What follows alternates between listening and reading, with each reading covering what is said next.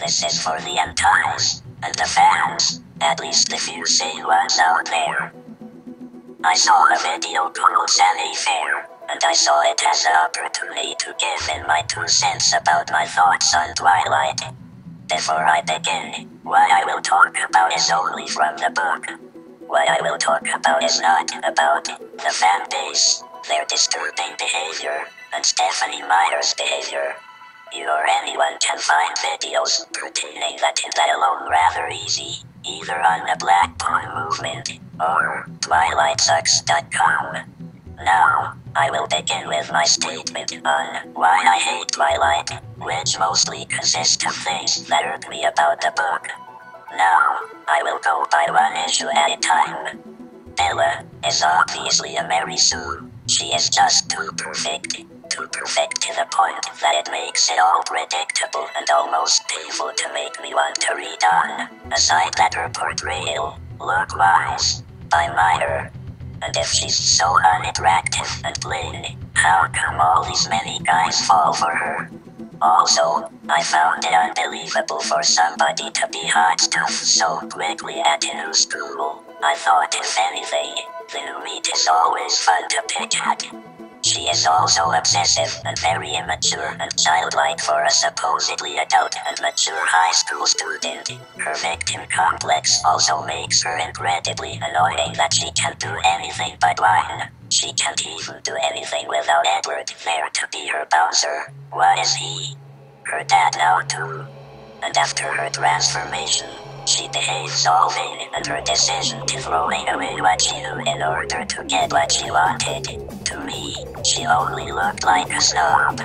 Sometimes I also think her relationship with Edward, other than just physical attraction, I think it's a reflection of her parents' relationship.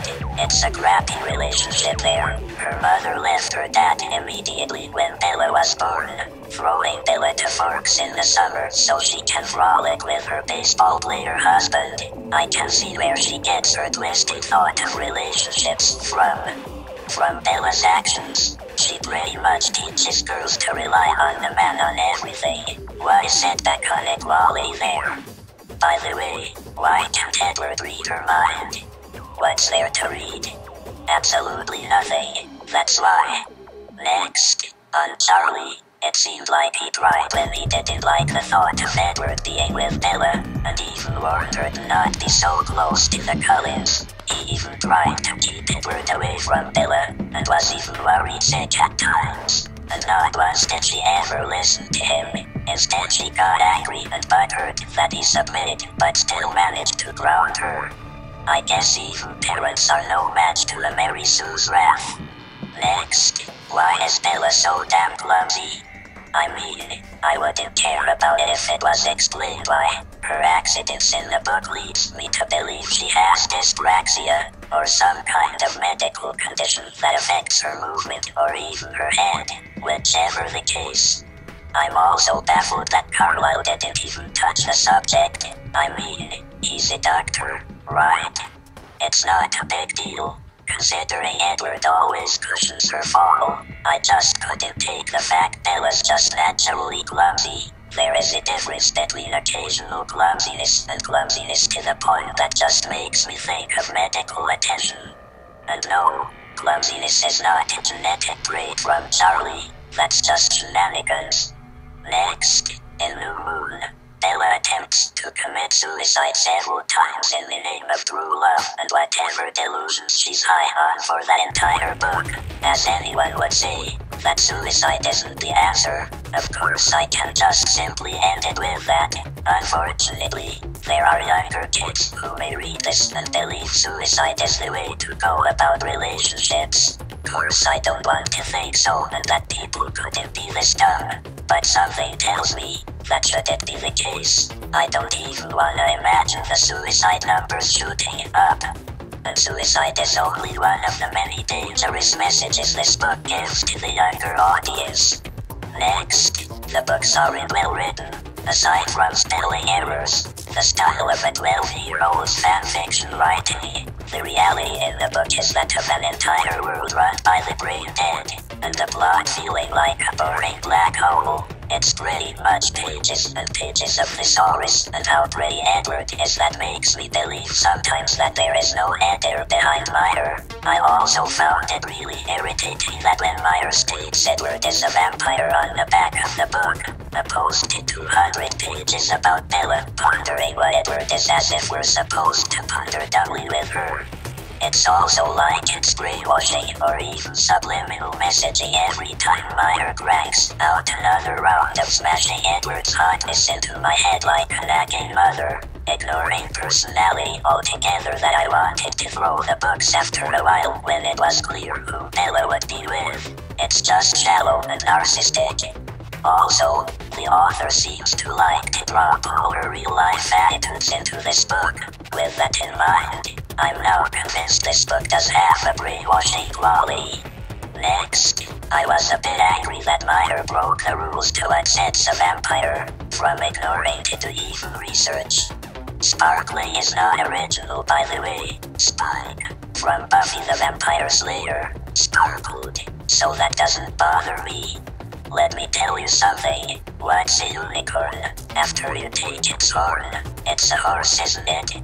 What's a cyclops without his one eye? A giant, right? Does anyone understand what I'm getting at here? It is alright to change up the being in question that you're making a story about, but when you change it to the point where it's not even recognizable, you're simply better off introducing the idea of a subspecies. The author can't even follow her own damn rules she even set in her own story through the contradiction that is Renesmee.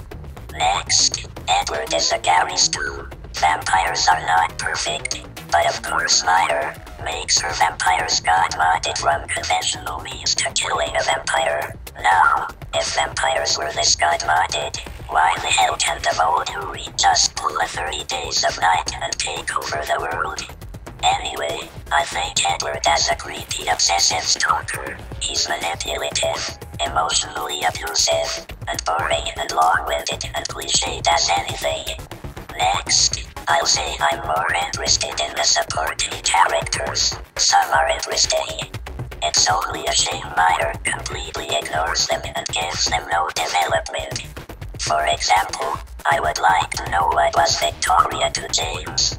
I mean, it must have some deep devotion if she went on a slasher spree all over Seattle to get revenge for her man.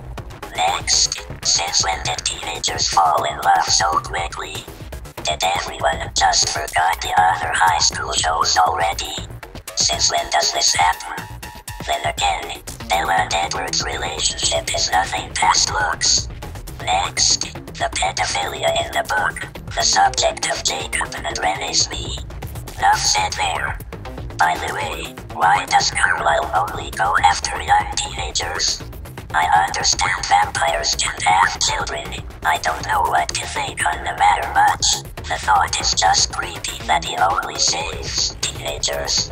I think I have covered all the reasons I have thought up as to why I don't like Twilight. I'm sorry it was long, but I found that even simple answers, such as saying not liking it, is never enough to most fans. Anyway, that's it. Thank you for your time.